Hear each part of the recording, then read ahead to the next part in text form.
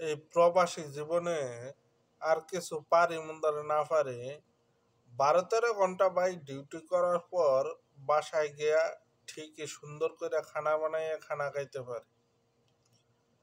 আবার কিছু কিছু দিন আছে খানা বানাইতেও মন চায় না, শরীর এত দুর্বল লাগে ওই রকমই শুইয়া পড়ি না খাইয়া। কারণ খানা বানাইতে টাইম লাগে, কষ্ট লাগে, অথচ কাজ করতে কষ্ট লাগে না। একটানে 12-13 ঘন্টা ডিউটি করো, তারপর বাসায় গিয়া খানা দানা খাও, তারপর আল্লাহর রহমতে শুইয়া পড়ো।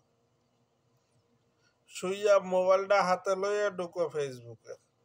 আর কিছু থাক মন্দরে না থাক, হাতে একটা মোবাইল থাকলেই হইছে। একবার ফেসবুকে ঢুকলে সারাদিন মন চায় শুধু ফেসবুকে দেখি, 2 ঘন্টা 3 ঘন্টা শুধু ফেসবুক। ফেসবুক দেখতে দেখতে কখন যে সময় যায় ঘুমানোর কথা মনেই থাকে না।